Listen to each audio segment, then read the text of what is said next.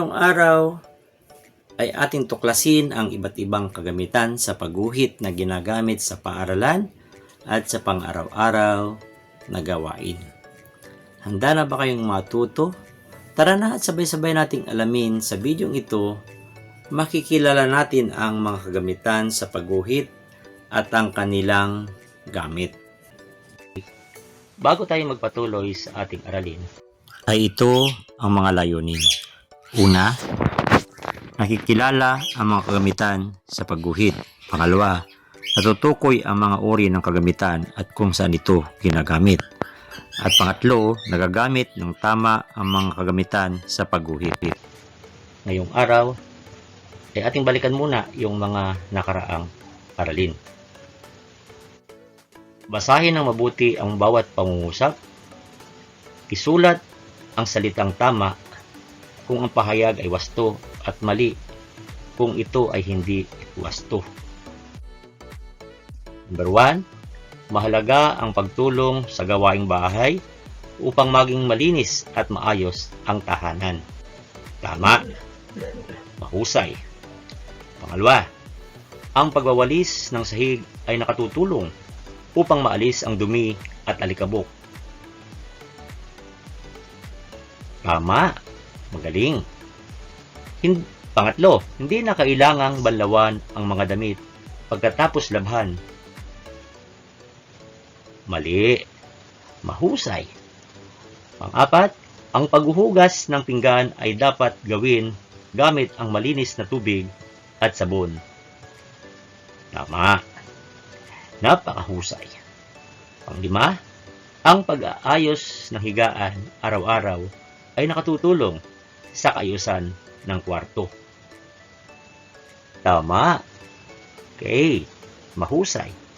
Kung 5 ang tama nyo, palakpakan ninyo ang inyong mga sarili. Kilalanin ang mga sikat na karton o anime karakter. Itaas ang kanang kamay at pangalanan kung nakikilala ang mga sumusunod. Okay?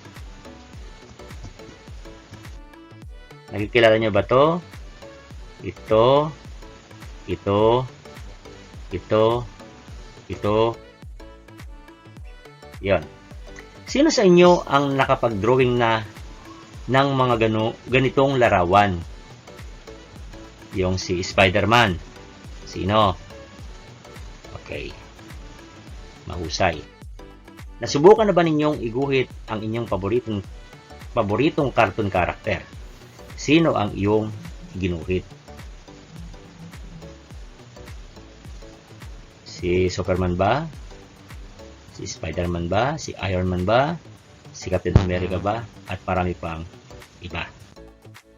Nasubukan nyo na bang iguhit ang pinapangarap ninyong bahay o sasakyan? Sino sa inyo ang gustong matuto at maging mahusay sa pagguhit? Okay, very good.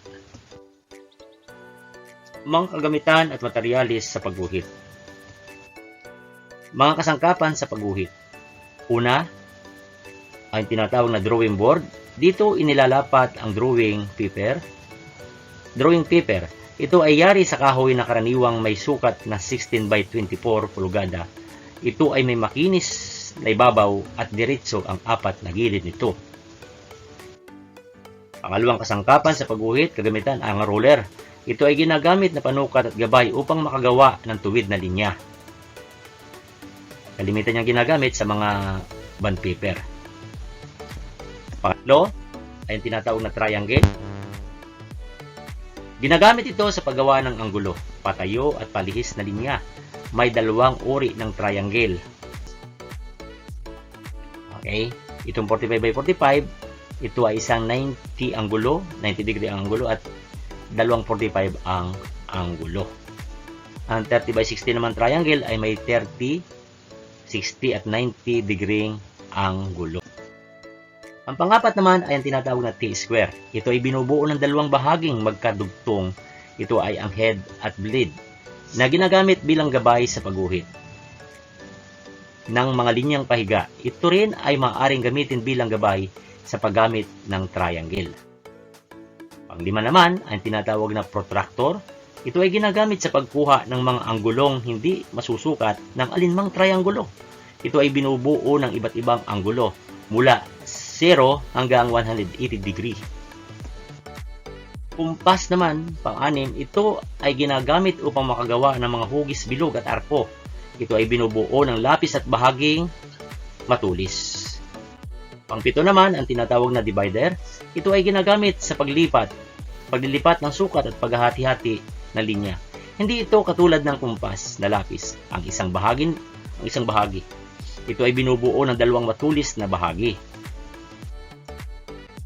Ang pangwalo naman ay tinatawag na Prince curve. Ito ay ginagamit upang makagawa ng kurbang linya.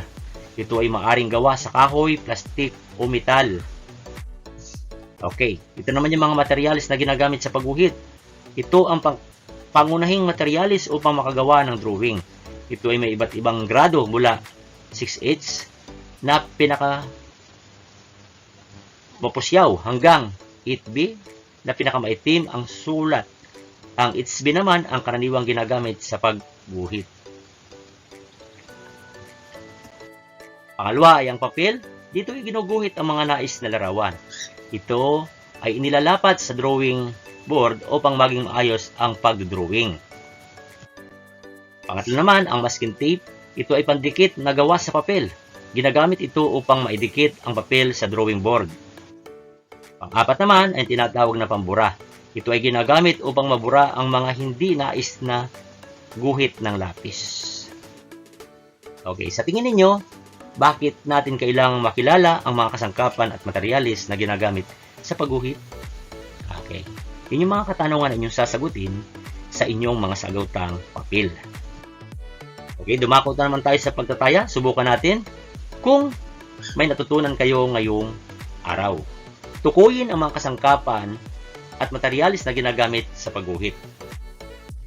Ang number 1, anong kagamitan yan? O anong kasangkapan yan? Pangalawa, anong kagamitan yan? Pangatlo, anong kagamitan? Ang pang-apat, anong kasangkapan? At pang-lima, anong materyales o kasangkapan na ginagamit sa pagguhit. Okay, kung kayo ay nakatama ng 5, palakpakan ang inyong sarili at binabati ko kayo sa panibagong pagkatuto ngayong araw. Hanggang sa muli, suportahan ninyo ang aking video sa mga susunod kong i-upload. Maraming salamat sa inyong lahat.